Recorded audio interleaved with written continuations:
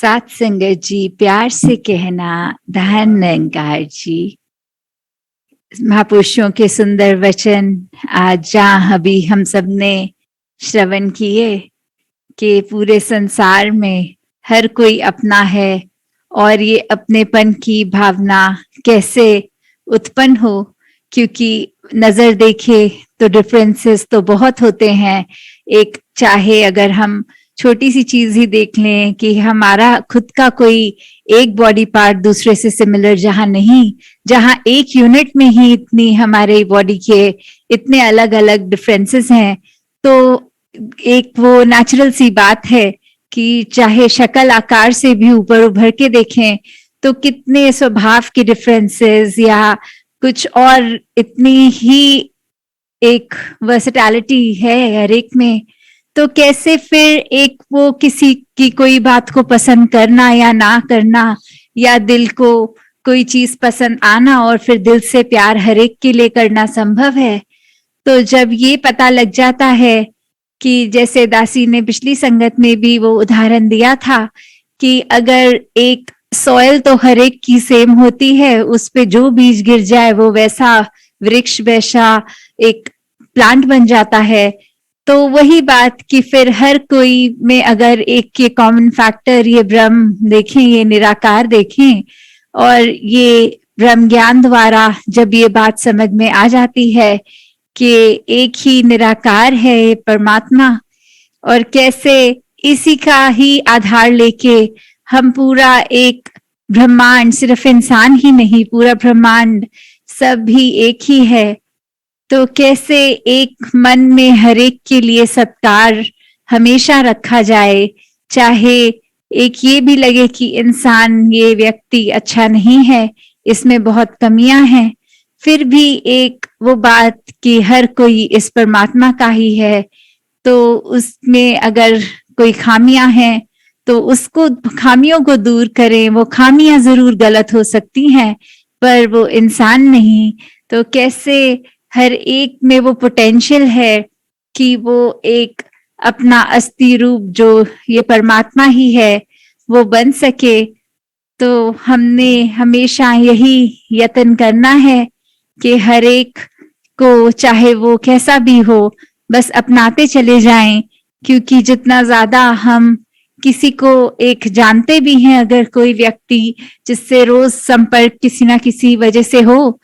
तो शुरू में शायद उसकी एक ऊपर ऊपर की आदतें ही हैं जो या पसंद आती हैं या नापसंद होती हैं, और धीरे धीरे जैसे उसके साथ समय ज्यादा बिताते हैं तो ये भी बात पता लगती है कि ये अंदर से चाहे बाहर से अगर कोई इंसान थोड़ा खोरा भी बोलता है, थोड़ा रफ भी होता है, फिर जितनी ज्यादा उससे बात करते हैं तो पता चलता है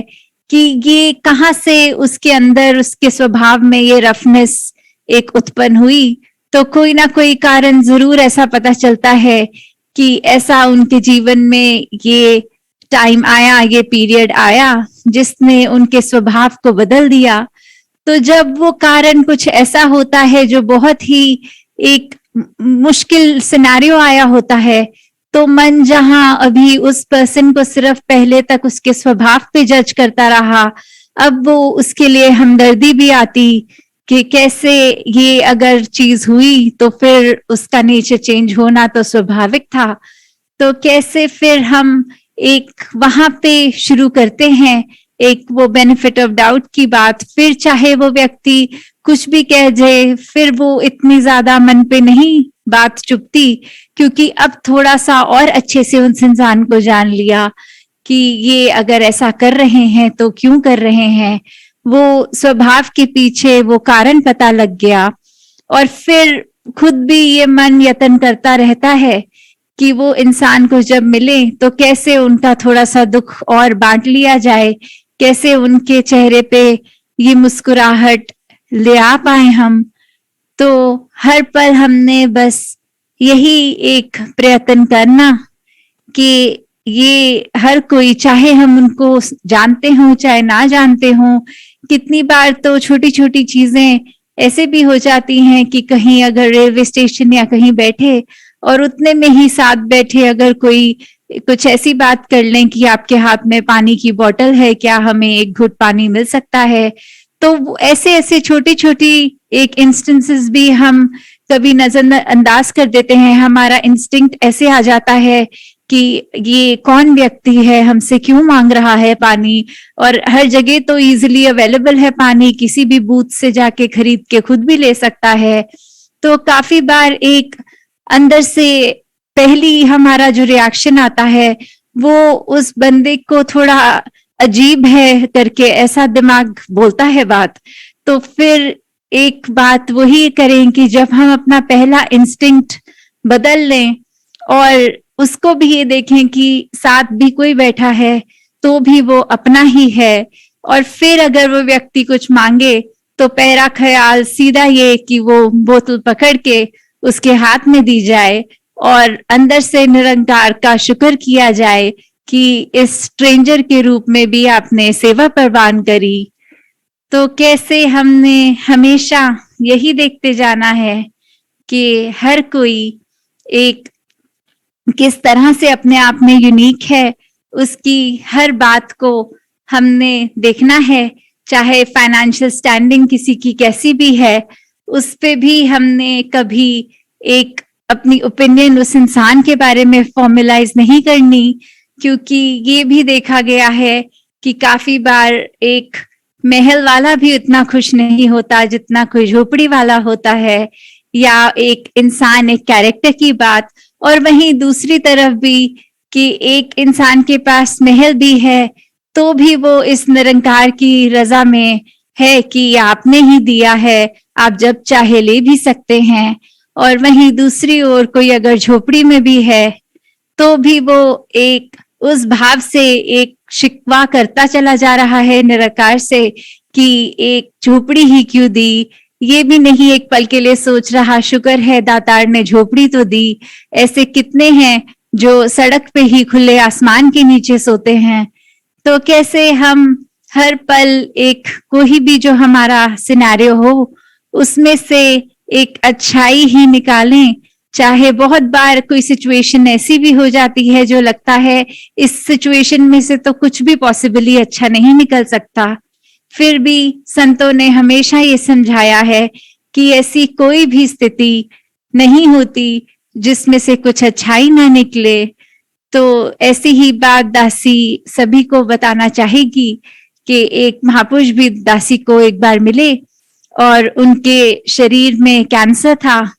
तो भी वो शुक्राना ही कर रहे थे कि निराकार ने अगर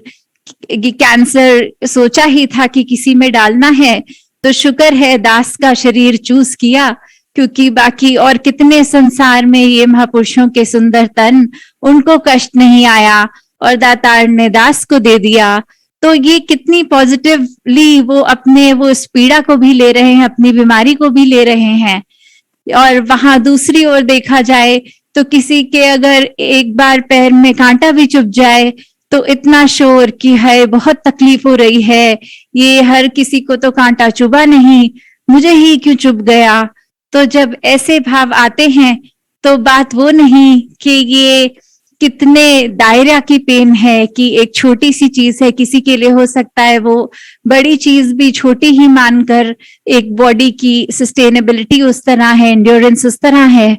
और किसी को हो सकता है छोटी चीज भी वो बहुत बड़ी लगे, वो उसका उस तरह से है। पर अगर उस तरह बात देखी जाए कि अगर हम एक डॉक्टरी के लिहाज से देखें तो कहाँ कांटा चुभ के खून आना वर्सेस एक इतनी गंभीर बीमारी, तो उसमें तो हर कोई यही कहेगा कि पीड़ा ज्यादा उस व्यक्ति को है जिसमें इतना कैंसर का इस टाइम प्रकोप है। तो कैसे एक बात हमने हमेशा ये बात को ध्यान रखनी है कि कुछ भी अगर है उसको इस निरंकार के ही हम रजा माने, इसमें भी ये मेहर ही है। चाहे हमें उस समय लग रहा हो कि ये बिल्कुल ठीक नहीं है, पर उसके अंदर भी हमारी ही भलाई है। कभी अगर इस संसार से कोई रुखसत भी होता है बीमारी के बाद, तो भी हम ये सोचें कि ये शुक्र है निरंकार ने जो शरीर लिया था उसको भी वापस ले लिया, नहीं तो हो सकता है और जितने पल रहते वहीं बेड पे एक पीड़ा में ही पड़े रहते, शरीर को और तकलीफ होती। तो कैसे भक्तों ने हमेशा हर पल एक वही पॉजिटिविटी की बात की है कि कोई भी सिचुएशन इतनी भी खराब चाहे कितनी भी हो, उसमें भी कुछ बहुत ही अच्छा होता है। और कभी हम अगर मन में यही भार बना के बैठे रहे कि किसी और की जिंदगी हमारी जिंदगी के मुताबिक उस तरह बेहतर है, तो उधर भी हम सोच लें कि शायद हमें जो दिख रहा है वो क्या वाकई ही उतना अच्छा है, या हमारी आंख सिर्फ उस तरह देख रही है कि वहां तो एडवांटेज है और हमारे पास नहीं। जैसे कहा भी जाता है, the grass always looks green on the other side. तो ऐसी बात नहीं कि वो घास जो है वो एक हिस्सा में ज्यादा हरी और डेंस है, दूसरी में नहीं, क्योंकि जब माली आता है वो तो उसी तरह से घास को कटाई करके जाता है, हर जगह वो बराबर ही होती है। पर हाँ, उस जगह जरूर एक पैच अगर हम कहें कि एक में तो हमने खूब पानी डाला, एक में तो हमने एरिया में उसकी बहुत देखभाल करी कि किस तरह से हमने एक अगर कुछ फसल भी उगाई तो उसमें केमिकल्स नहीं डाले, बिल्कुल ऑर्गेनिक रखा। और दूसरी तरफ अगर हम बात करें तो चाहे केमिकल्स डाल के वो एक आर्टिफिशियली कोई सब्जी में कोई सुंदरता आ गई, कोई साइज में बड़ी हो गई, पर फिर एक जब खाने की बात आती है, सेहत में पोषण की बात आती है, तो वही वाली घास पे उगाए गए एक ये पौधे वही काम आते हैं जिसकी ये सॉइल, ये नींव ही उसकी एकदम साफ हो, बिल्कुल उसमें कोई मिलावट ना हो। तो दातार कृपा करे हर एक पे कि हम हमेशा सिर्फ अपने ऊपर फोकस अगर करना है तो अपनी कमियों के ऊपर। और अगर कोई खुद की नोटिस में भी कई बार बात आ जाती है कि हमारे हिसाब से हमारी ये आदत बहुत अच्छी है,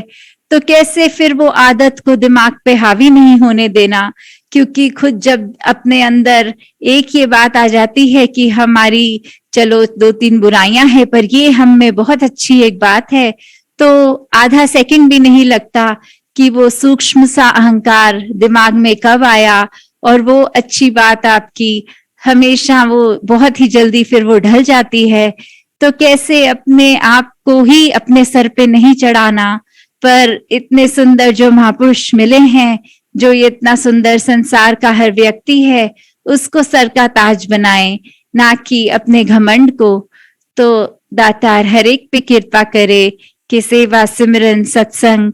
ये करते ही जाएं हमेशा। चाहे फिजिकली सत्संग की बात करें तो कभी किसी दिन कोई समय से कोई समय होती है, फिर दूसरे टाइम कुछ और अगले दिन हो सकता है उसका टाइम, या जैसे भी एक कंट्री वाइज डिफरेंस हो जाते हैं कि टाइम के सुविधा अनुसार। तो बात सिर्फ वो नहीं कि सत्संग भी वो 2.5 घंटे 3 घंटे या समागम में काफी घंटों की होती है, पर सत्संग तो वो हर पल है। जब किसी भी संत के साथ आप अपने इस निराकार की बात कर रहे हो, आप और महापुरुषों की प्रशंसा कर रहे हो, आप अपनी खामियों को कम करने की कोशिश कर रहे हो,